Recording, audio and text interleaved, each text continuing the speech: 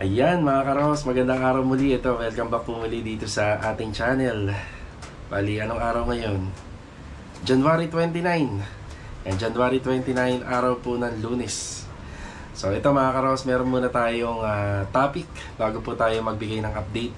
Mga karos, kanina nga po palang umaga, marami po tayong inasikaso. Kasi itong araw po ng Lunes, yan po yung araw na kung saan nakakalito ang lahat. Kasi syempre, ano yan marami tayong ginagawang mga project ngayon, sabay-sabay. Tapos yung mga materials natin or yung mga power tools natin na mga dikuryente, kinukuha at pinupull out natin tuwing Sabado. Dadali natin dito sa bodega. Tapos i-distribute na uli natin sa iba't ibang part ng project natin dito sa Lumina. Kung para saan din po yung mga yung power tools. For example, dito sa phase 1, laging ginagamit dyan yung chipping gun, yung grinder, ayan, mga ganyan. Tapos doon naman sa kabila, so kailangan may distribute natin. May ano pa nga, worse pa, nakakalimutan natin kung saan natin inilagay. So ganyan po. So ang topic natin ngayon, ito po kasi may nag-comment. Ito yung comment niya. So pakibasa na lang po. Actually, may sagot tayo dyan, matagal na. Okay, number 1, wala pa po kayong nakikita dito sa mga subdivision na ito na gumagamit ng mixer. Yan, number 1, mixer. So, hindi po talaga natin kailangan yan dito. Number 1, bawal na bawal pong maghalo po sa labas sa may kalsada. Kung bibili naman po tayo ng mixing board, mabablock natin yung kalsada. Maswerte na lang tayo kung may nire-renovate tayo rito na medyo maluwag yung kalsada. Pero yung mga kalsada naman dito, magka double parking nga, hindi na makakadaan po sa gitna. So, maraming use yung mixer. So, meron naman mixer na maliit lang. Pero hindi mo naman pwede ilagay yung sa floor area para doon tayo maghalo, no? So, yun, number 1, mixer. Meron pa, dati nga, meron kaming client. Yung client namin ngayon dito sa phase 4, nag-i-sponsor yan ng water pump. Kasi napapanood niya sa mga video namin, palaging may tubig yung ingay. Palagi may tubig yung hinuhukayan namin. Pinsan pag malalalim yung hukay, yung ulan, so napakahirap nga maglimas. Pero pag bumili po kasi tayo nun, actually pinigilan ko yung tao na yun na nag-sponsor Sabi ko hindi naman talaga kailangan. Kasi hindi naman lagi magagamit. Tsaka may mga bagay tayo rito, may mga gamit na may possibility kahit may on-hand tayo, hindi rin siya talaga basta-basta ginagamit. So depende yun. Depende sa diskarte ni contractor, diskarte ni foreman, manggagawa, tsaka kung kailan talaga needs. Depende po din sa area. So, ang paliwanag ko dito, may mga taong gusto rin naman dati mag-sponsor. Sponsor ng mga gamit, ng tools. Pero hindi naman po natin yung basta-basta tinatanggap kasi una, nakakahiya. So, pangalawa, syempre bigay yan Talagang tatanggapin mo talaga, binibigay sponsor.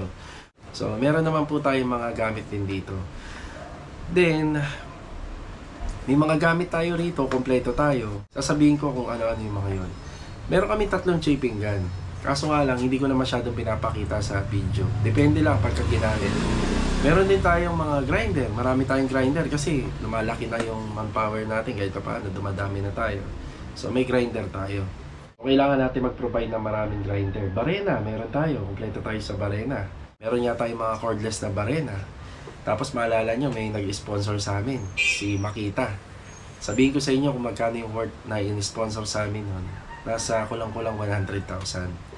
Actually, marami kaming mga gamit na pantrabaho. Kasi pag nangongontrata ka, hindi naman pwedeng wala kang gamit. Tatagal yung trabaho. Yun nga yung purpose nun Pagka meron kang mga gamit, una, gagaan yung trabaho ng manggagawa. Pangalawa, mapapabilis din at mabibigyan ng quality yung mga gawa. Then, hindi lang yon, marami pa tayong iba't ibang mga gamit pa na makukonsider na magagamit po sa construction. Actually, hindi na namin pinapakita kasi kahit papaano nagbibigay tayo ng utang na loob dun sa nag-sponsor sa atin. So, syempre, brand, labanan ng brand yan, di ba? Pare-pareha nga lang sila, pero syempre may nag-sponsor sa atin. Kahit papaano, gusto natin na ma-appreciate nila na ginagamit natin yung tools. So, meron tayo rito. So, ang topic natin dito, hindi naman po natin pinababayaan yung mga manggagawa porket wala tayo ng tools na yun. Common na ginagamit talaga dito sa mga house renovation kung ano lang yun dapat. Hindi natin kailangan bumili ng marami. Alam niyo ba, meron akong binili na mga tools. Pero, yun lang yung afford ko. Hindi ko nasasabihin yung brand. Naka 19 or 20,000 kaagad kami. Ito lang, bumili ako last month. So, maliliit lang naman yung project dito. Hindi naman ding malaki yung kita. Kailangan, yung gamit na ma-maximize natin kung kailan tayo bibili ng bago. Hanggat maaari nga, may taga-ayos. Yun, si Kuya Boy nga pala, yung electrician namin, magaling po siya mag-ayos ng mga tools. Kaya swerte rin namin nung napasok siya rito.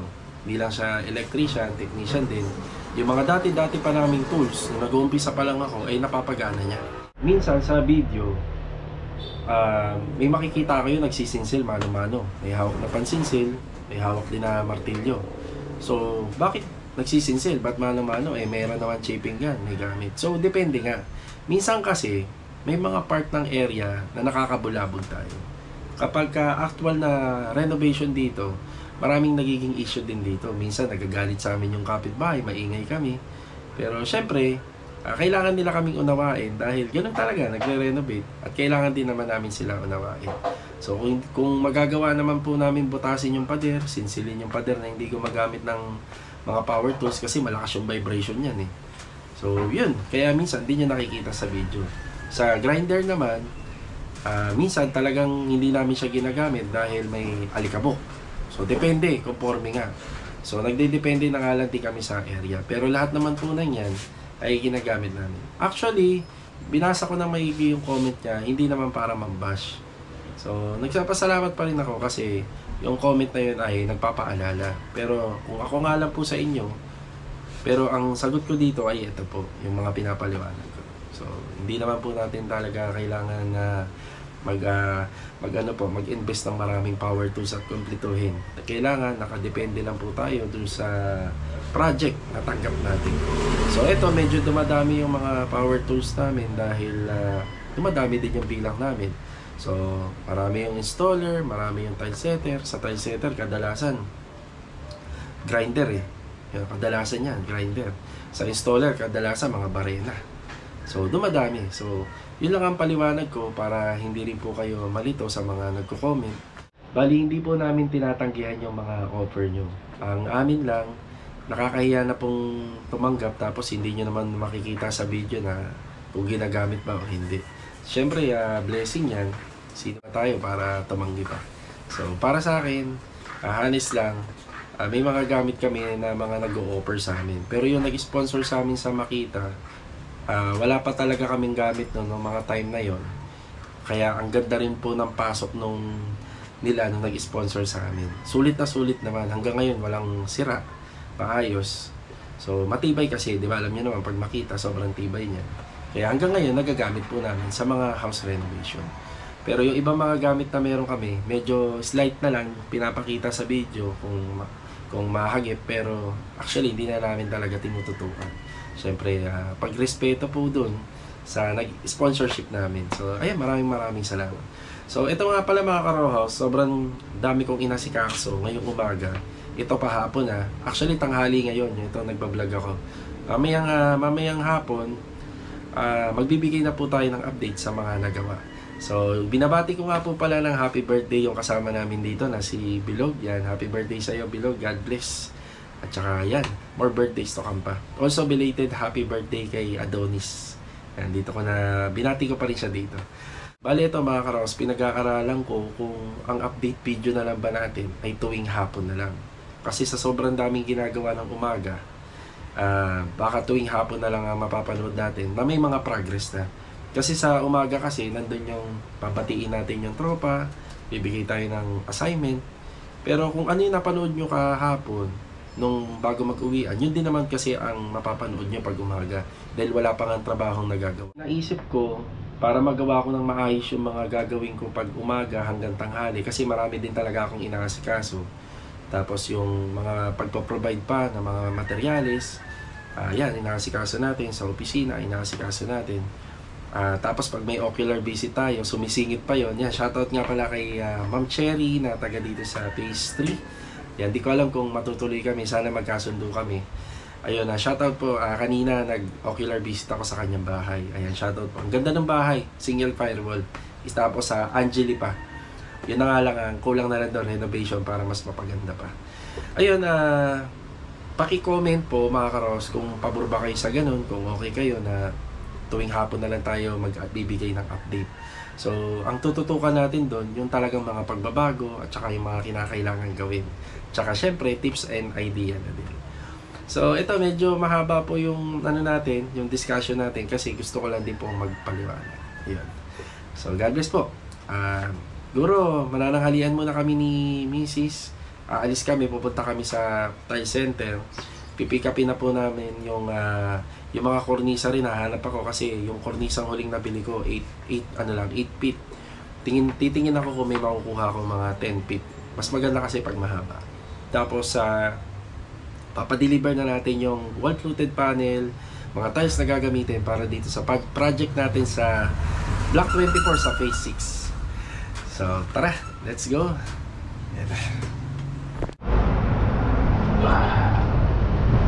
Ayan, dito na ulit tayo sa City Mini Home Depot. Madalas nyo ako makikita rito. Tapos madalas nyo rin na dito ako lagi pumupunta. Kasi dito nakakapili ng tiles yung mga kliyente ko kapag nagsisend ako sa kanila. Bale, ito yung ano ko. Ito yung isa sa mga bibilhin ko. Ano ba sukat nito? Pre, ano sukat nito pare? 295 by 25 cm by 295, no? Yan, sir. Ito pala. Tama. Ito meron dito. Yan, 25 cm by 295 cm. 5 cm na lang, 3 meters na siya. Yan, bibili tayo ng mga nasa kulang-kulang 30 peraso. Para to sa project natin sa Phase 6A sa Block 24. Ito yung napili ni client owner. May kasamang J-molding yan syempre. Tapos may mga napili na akong tiles dito nung nakaraan. Bayad na yon. Isasabay natin, papadeliver na rin natin kasabay po ng mga PVC panel. Kung pwede ngayong araw or bukas ng umaga, ayan, naka-ready na. Bali, stock na natin dun sa site para dire-diretso yung trabaho. Okay na po tayo rito. Bali yung delivery ng tiles bukas po ng umaga or tanghali.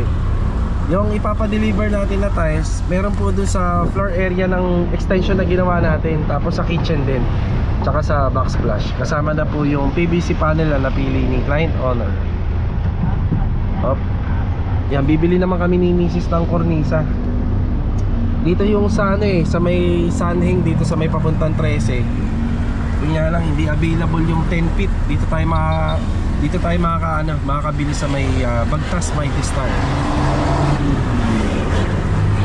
Pagas muna tayo. Pagas muna. Bibili muna kami ng cake ni Mrs.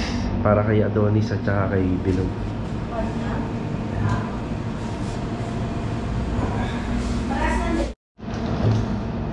Dami lumalabas dun kasi na. Okay, bago tayo bumalik ng Lumina Phase 6 at saka sa Phase 4. Ayan, bibili muna tayo ng kornisa dito. Yung bibili natin yung may coated na white. Ayan, bali ito yun 10 feet 1x3. Medyo malayo kasi yung binibilhan ko dun, papuntang 13 na. Tapos wala pang available na mahaba. May pa to mga karos, pwede ring 12 feet. Yan, meron din silang 12 feet. Pero advisable para safe sa mga ganyang bahay, 10 feet pwede na. Ayan.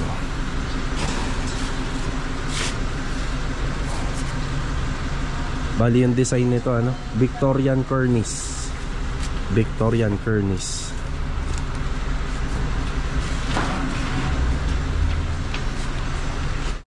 Yan, nasa Phase 6 na tayo. Yan. Target pass po ulit. Apo. Ito na yung sa kornisa. Yung 10. Sige po. Sige. Salamat. Thank you.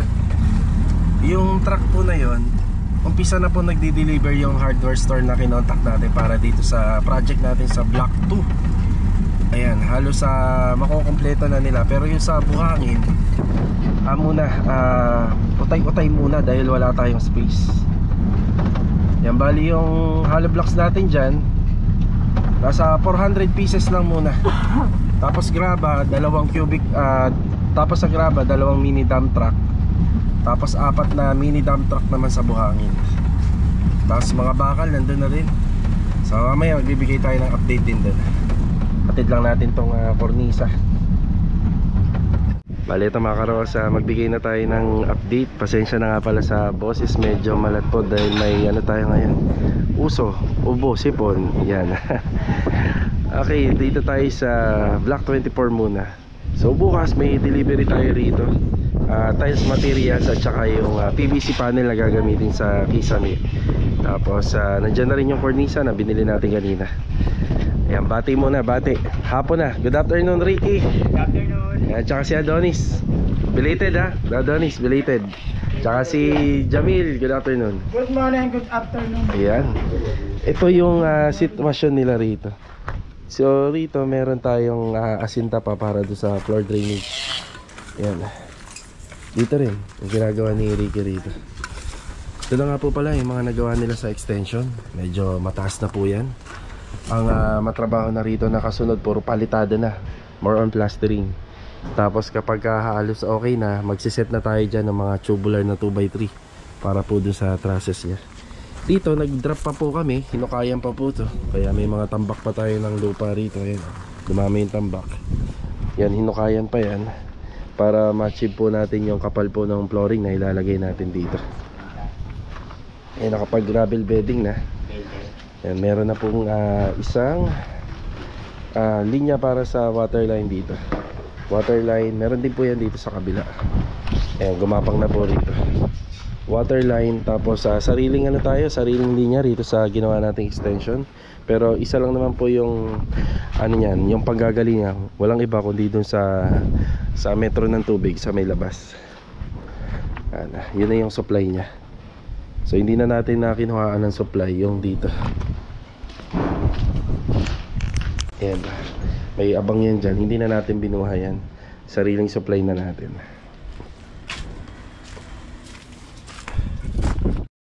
Dito ma. Tapos bagong linya na lang para dito sa toilet and bathroom. Yung putol. Yan yung toilet and bathroom, itatap na lang po namin dyan. Bagong linya. Pwede nandyan yun. Tapos ito parilya. So magmamating po kami dito. Nasa 20 by 20 yung spacing kasi garage po to. Garahe. Yan, marami pa tayong graba. Halos sakto nga lang. Sakto, Buhangin, meron pa. Isa nag-comment nga po pala regarding sa poste, lalagyan po ito. So naaabangan na nung dowel niya para matibay po yung pagkakapitan ng cylindrical. Yan yung update dito sa phase 6. Tubo ko. Bagong linya na ng tubo po ito. Papunta rito.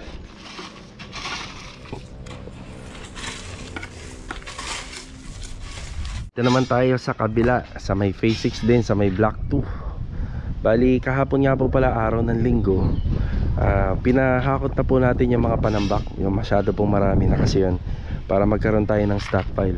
So ito nga po pala, hollow blocks, nasa 400 lang yan. Tapos ito, dalawang mini dam ng Buhangin. Tapos dalawang mini dam naman ng graba. So sinakop na natin to. Yan naman po malilinis natin. Ayan, mga bakal meron na rin. Yan, bati muna tayo. Dito si Marvin, mag-isa. Good afternoon, Bin. Yan, solo flight. Bali meron tayong bakal dito, number 16. Matataba to. Tataba. Number 16, number 10, and number 12. Yan, tatlong klase ng bakal. Yan, para sa parilya. Itong parilya natin na gagawin parang 1 metro by 1 metro to. Tapos 1 metro yung lalim, 2.6 yung 2.6 or 2.5 yung taas. So bali na po yun, 360 plus yung bend pa. Yung bend pa niya mga nasa 70, nasa 80 yung bend. Ayan. Yung sa ilalim yon, yung paglalagyan ng parilya. Ayan. Sadyang malalaki yung bakal, sadyang malalalim yung hukay. Slab po kasi yan, yung gagawin po dyan. Ayan lang naman po yung ano rito, yung mga ginagawa. Ayan, nagpuputol na ng bakal si Marvin. Tapos si Kuya Boy bukas. Yan, si Kuya Boy bukas ano, dito po magbabakal po. Steelman. Ito nga po pala yung number ng bilang na mga pinuputol ni Marvin. Ano tabin? Ano? 12mm to 350. 350. Tapos 100 na ano to? Ano yan? 16mm. Oo, tsaka ito 80. Dami. Dami nung pinuputol ni Marvin dito. Kasi bukas ibebenta lang po ng ibebenta. Ayan, meron na rin tayo rito alambre. Ayan, alambre.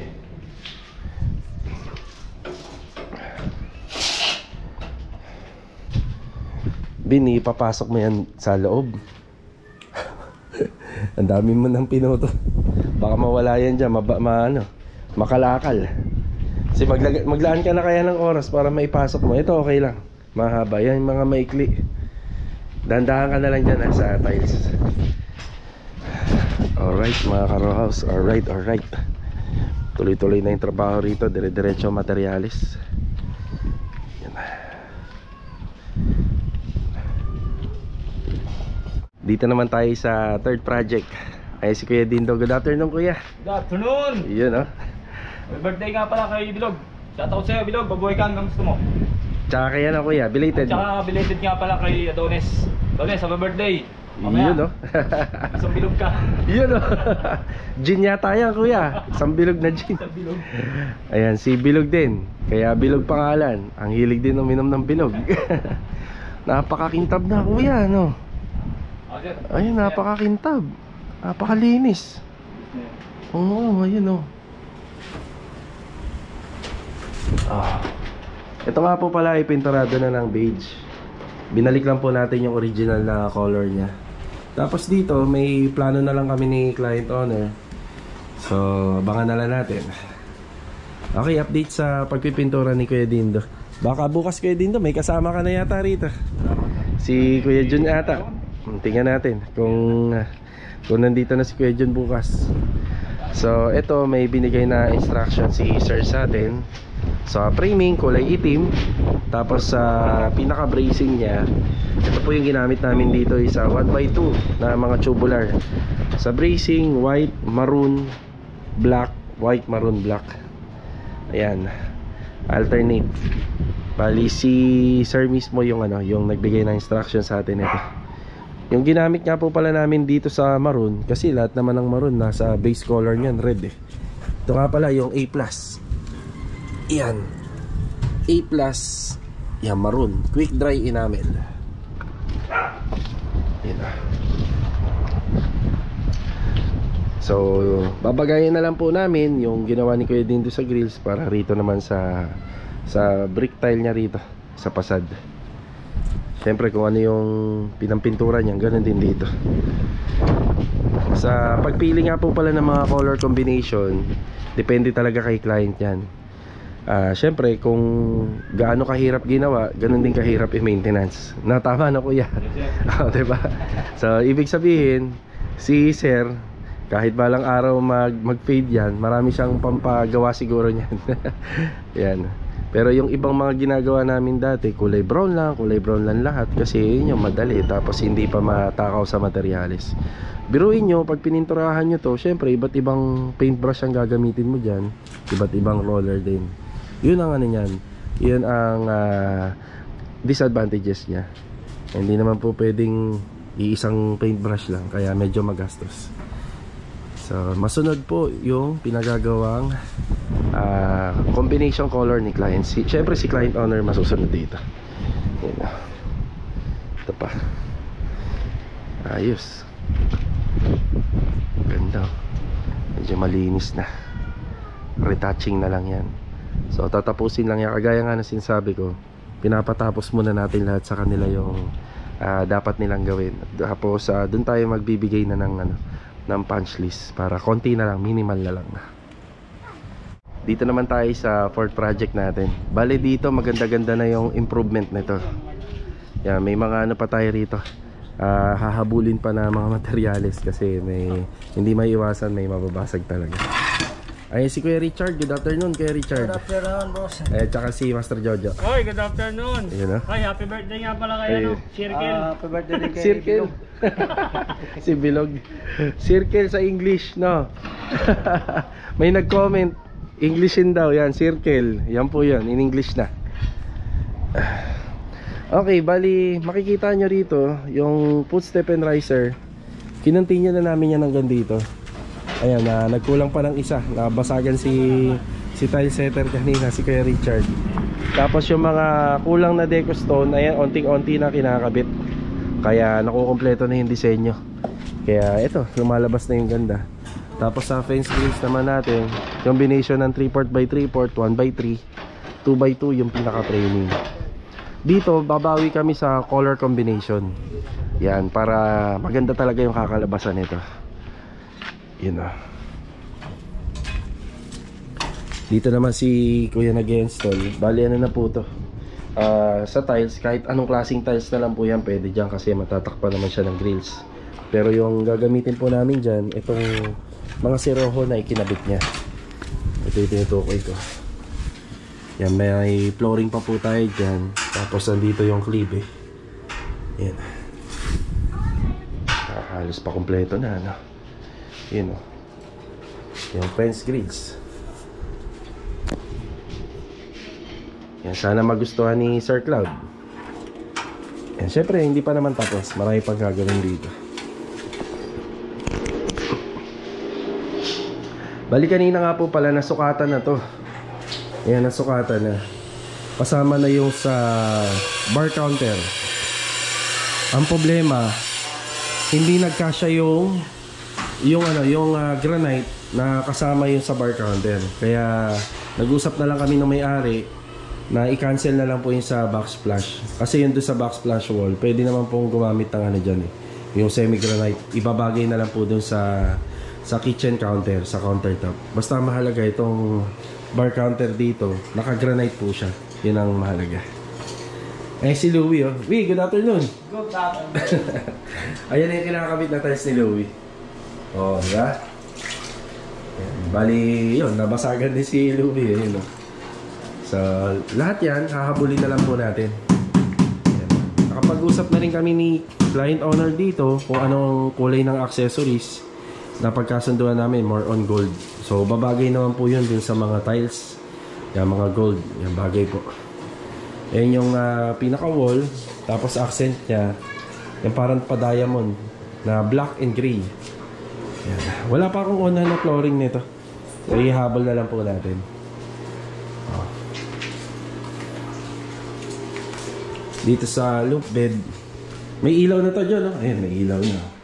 Sa loop bed. Yan. Naka-pin light din po ito. Yan. Marami pang gagawin dito. May railing pa yan.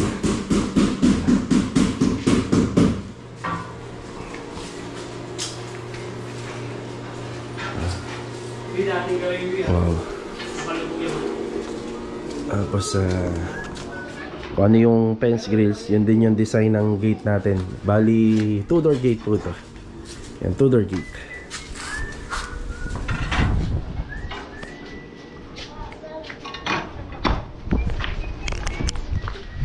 Okay, ayan lamang po yung update dito sa port project natin.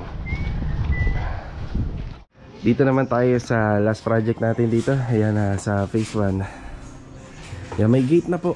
Ito po yung gate natin. Tapos sa 3 cylindrical hinges yung ginamit natin dyan. Baba.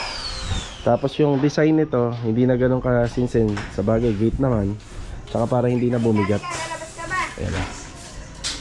Ayan, may palitada na rin dito. Okay, bati tayo, bati. Ayan na. Ay, si Kuya Boy, good afternoon, Kuya Boy. Tsaka si Tam Tam, good afternoon, Tam. At saka si Bilog, happy birthday, Log!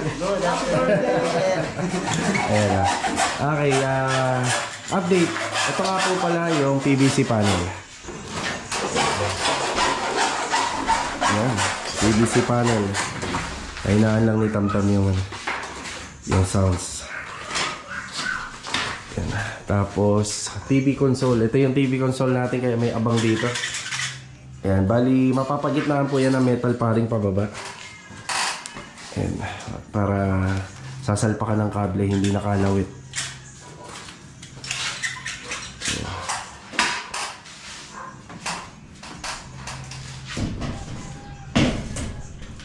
Kulay puti. Yan ang gusto ni ma'am. Tapos wala po itong masyadong design. Mataas pa rin po yung kisame nito kasi wala masyadong design. Bali wala siyang cove ceiling. Wala. Ilaw lang. Tapos kornisa.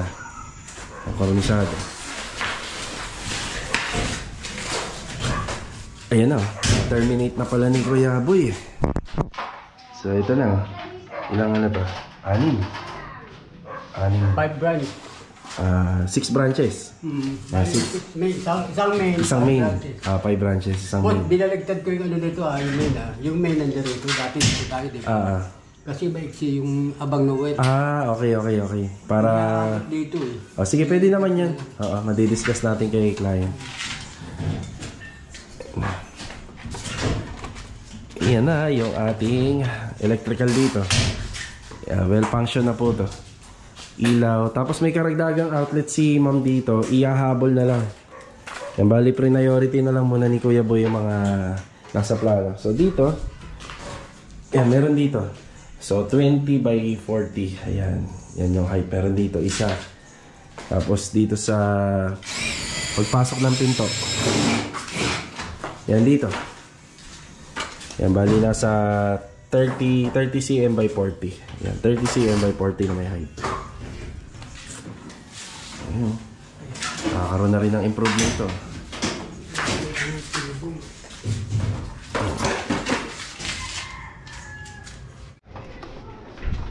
Oh, Log, happy birthday.